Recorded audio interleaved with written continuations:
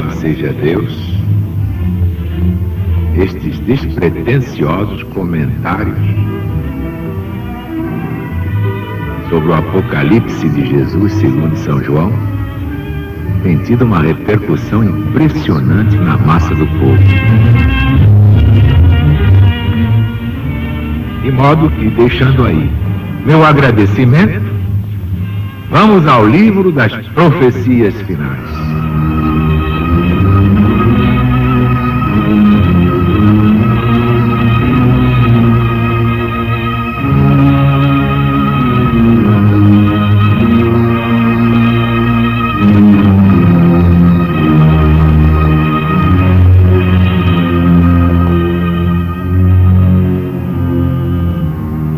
Me deram uma cana semelhante a uma vara, e me foi dito: levanta-te e mede o templo de Deus, e o altar, e os que nele fazem suas orações. Mas o átrio está fora do templo, deixa-o de fora e não o meças, não,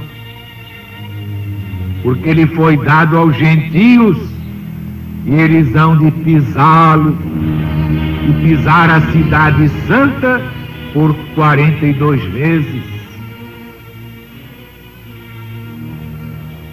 E darei às minhas duas testemunhas que, vestidas de saco, profetizem por 1260 dias. Estas são duas oliveiras e dois candeeiros postos diante do Senhor da terra. Se alguém, pois, lhes quiser fazer mal, sairá fogo das suas bocas para devorar seus inimigos. E se alguém os quiser ofender, importa que seja morto.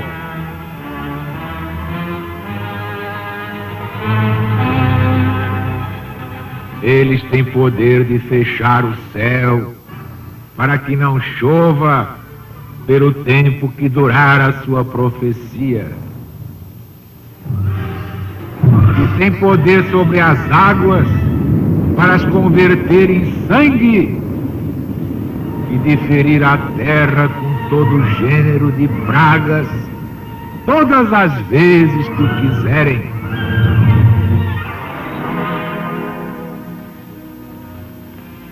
Depois que eles tiverem acabado de dar o seu testemunho, uma besta que sobe do abismo para a guerra contra eles, e os vencerá e os matará. Seus corpos ficarão estirados na praça da grande cidade, que se chama espiritualmente Sodoma e Egito, onde também seu Senhor foi crucificado. E todos os das tribos e povos e línguas e nações verão os corpos das duas testemunhas estirados por 3 dias e meio, e não permitirão que os seus corpos sejam postos em sepulcros. E os habitantes do mundo se alegrarão sobre eles e farão festas, e mandarão presentes uns aos outros, porque esses 2 profetas tinham atormentado os que habitam sobre a terra. Mas depois de 3 dias e meio, o Espírito de vida entrou neles da parte de Deus, e eles se levantaram sobre os seus pés, e daqueles que os viram se apoderou um grande pavor. e ouviram uma grande voz do céu que lhes dizia: subi para cá! E subiram ao céu numa nuvem, e os inimigos deles os viram subir. E naquela hora sobreveio um grande terremoto, e caiu a 10ª parte da cidade.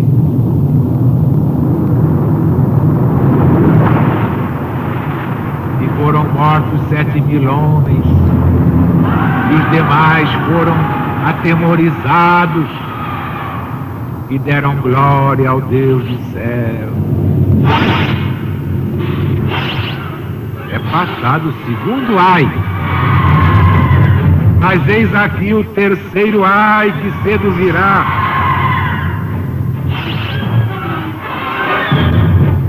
O 7º anjo tocou a sua trombeta, e se ouviram no céu grandes vozes que diziam: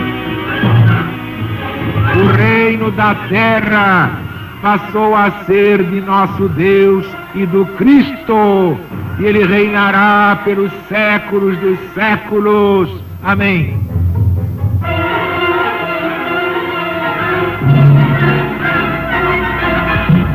Os 24 anciãos que diante de Deus estão sentados nas suas cadeiras se prostraram sobre os seus rostos e adoraram a Deus, dizendo: graças te damos, Senhor Deus Todo-Poderoso, que és e que eras e hás de vir, por haveres recebido o teu grande poder e entrado no teu reino. E as nações se irritaram, mas chegou a hora da tua ira e o tempo de serem julgados os mortos, e de dar o galardão aos profetas teus servos, e aos santos, e aos que temem o teu nome, e aos pequenos e aos grandes. Chegou a hora de exterminar os que corromperam o mundo.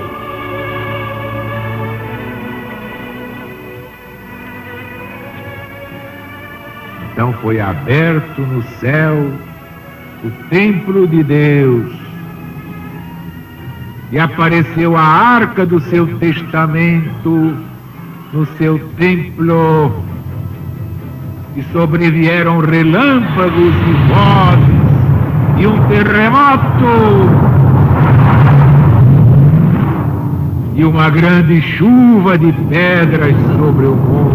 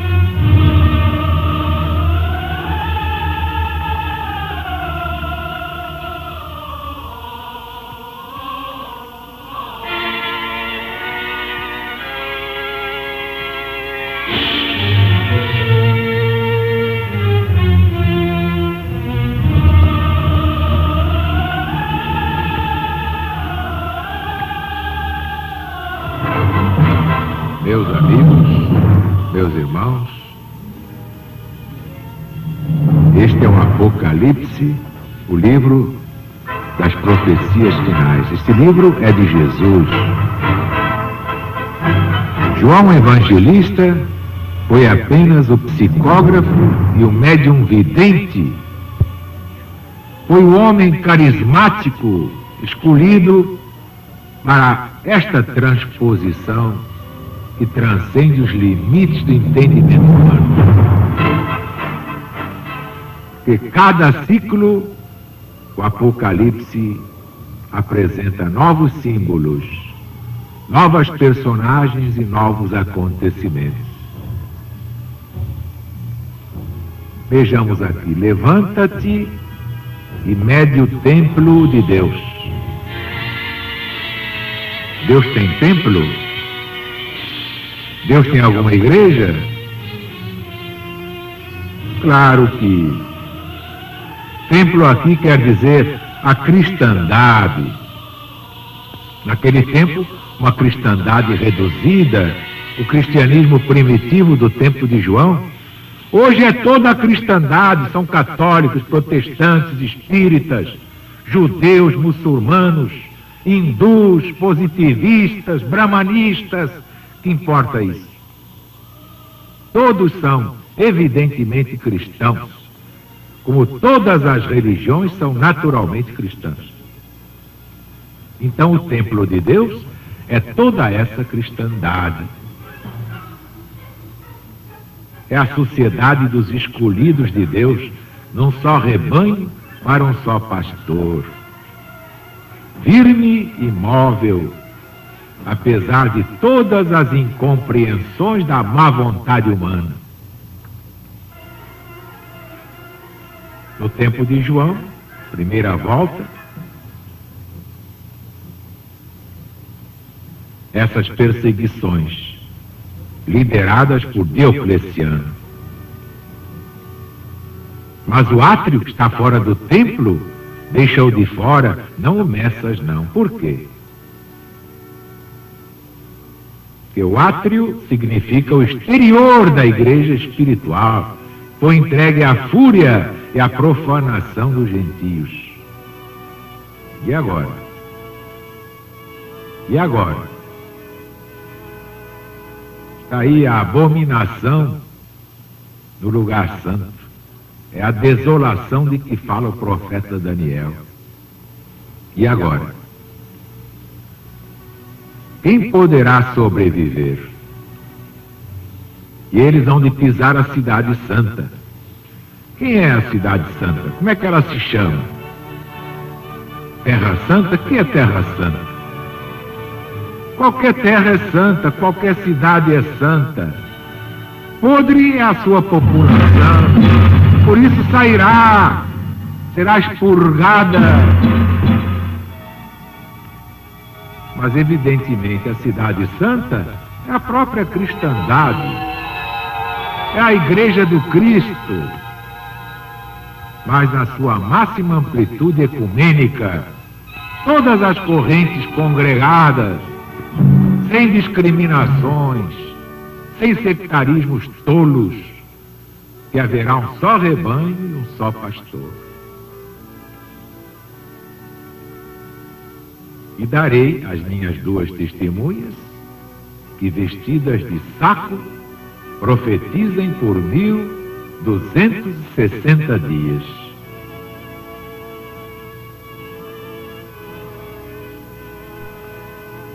A cidade santa pisada por 42 meses. São 3 anos e meio, significados também pelo número de 1260 dias, vem a dar esses 42 meses, como vemos no versículo 3, claro, dando 30 dias a cada mês, segundo o antigo modo de contar. Ora, 3 anos e meio durou a perseguição de Diocleciano contra os cristãos. Isso vem de 23 de fevereiro de 303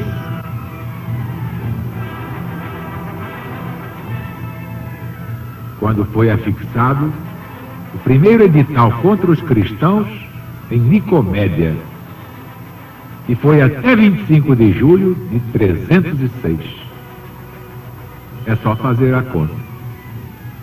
Que aí começou a imperar Constantino, e logo passou uma lei a favor dos cristãos, como vemos em Lactâncio, no livro De Mortibus Persecutorum. 3 anos e meio tinha também durado a perseguição de Antíoco contra os judeus. Isto segundo a profecia de Daniel no Velho Testamento da Bíblia Sagrada. E estes mesmos 42 meses, ou 1260 dias, nos dão a entender que a duração das perseguições era uma coisa que não dependia tanto da vontade e arbítrio dos tiranos, mas principalmente dos desígnios de Deus. 2 testemunhas. Foram várias em cada volta cíclica. Agora são o Velho e o Novo Testamento, que são todos aqueles santos do Cristo de Deus, desde os primórdios da Gênese mosaica. Uma besta que sobe do abismo. Depois que eles tiverem acabado de dar seu testemunho, uma besta que sobe do abismo fará guerra contra eles, e os vencerá e os matará. Na primeira volta cíclica, esta besta é o Império Romano, idólatra, pagão, perseguidor implacável dos cristãos, como vemos no mesmo Apocalipse 11, 13 e 17. Esta besta simboliza todos os perseguidores que no decorrer dos séculos continuam a perseguir Jesus na pessoa dos seus emissários. O anticristo está aí mesmo. E os vencerá e matará. São João mostra nestas palavras a crueldade dos suplícios e o que prometiam os perseguidores: a extinção total da doutrina do Cristo. Isto se confirma de umas inscrições daquele tempo, achadas na Espanha, gravadas numas colunas que diziam assim: aos imperadores Diocleciano e Maximiano, por haverem dilatado o Império Romano, por haverem extinto os cristãos que destruíam o Estado, por haverem abolido a sua superstição, por haverem aumentado o culto aos deuses de Roma.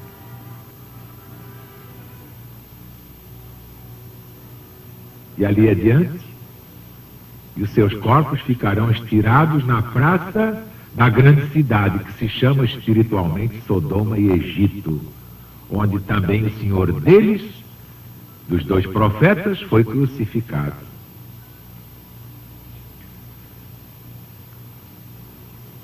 Sodoma é Roma pagã. Ela se chama espiritualmente Sodoma por causa das suas torpezas abomináveis. Também se chama Egito por causa das suas superstições.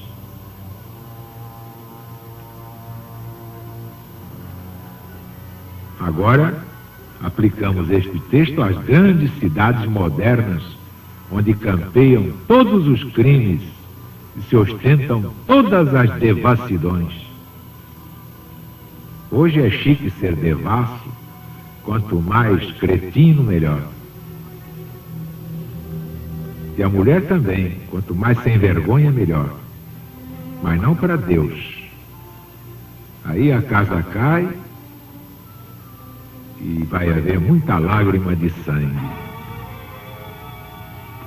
Sodoma e Egito, onde também o Senhor deles foi crucificado, tomando a grande cidade na significação de Roma, com seu império, verifica-se ao pé da letra que nela foi crucificado Jesus, crucificado por ordem de um magistrado romano chamado Pilatos, um covarde que se limitou a lavar as mãos na bacia e achava que com isso estava inocentado. Está rolando até hoje aí, apanhando. Ele, Herodes e outros palhaços daquele tempo. Verificamos também que essa mesma Roma que tinha crucificado Jesus em pessoa, o crucifica até hoje nos seus discípulos. Mas é o desespero de Satanás, sabendo que lhe resta pouco tempo. E não permitirão que os seus corpos sejam sepultados. Esta impiedade, esta desumanidade, é particularmente notada nas perseguições de Diocleciano, como entre outras mostram as obras dos mártires, as memórias, as atas. E ouviram uma grande voz do céu que lhes dizia: subi para cá. Esta é a grande vitória da igreja cristã. É a grande vitória do rebanho único, da cristandade do Cristo. Isto veio através de Constantino, e aí começou a virar tudo. E agora? Isso foi na primeira volta cíclica. E agora? E naquela hora sobreveio um grande terremoto. Por esse terremoto, designa São João, o abalo, a inquietação de todo o Império Romano pelas guerras que então se levantavam entre os imperadores Maximiano, Maxêncio, Galério, Constantino, Maximino, Severo. Terremoto começou aí. Eles não se entendiam mais.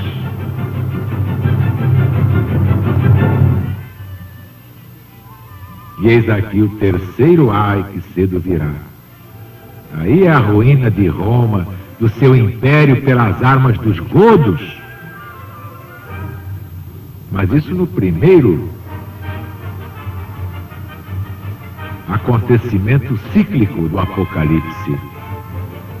Depois, nas outras voltas, são outras terras, são outros guerreiros, outros nomes para os lugares e para as pessoas. Veja quem tem olhos de ver. Pudesse eu falar tudo já. Pudesse eu falar, mas isto não me pertence. E o reino deste mundo passou a ser de Deus e do Cristo.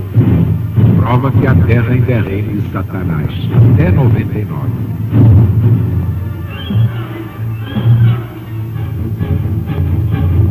Mas também depois, pois é,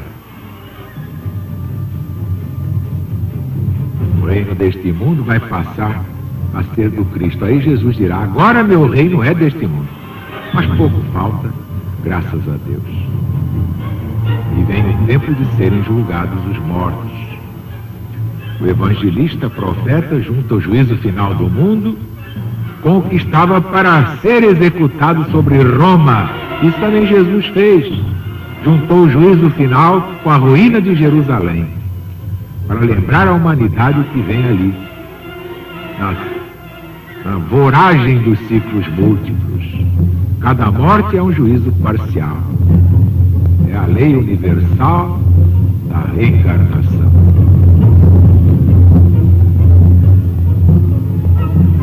Bem, meus amigos, meus irmãos, amanhã voltaremos com o Apocalipse de Jesus segundo São João.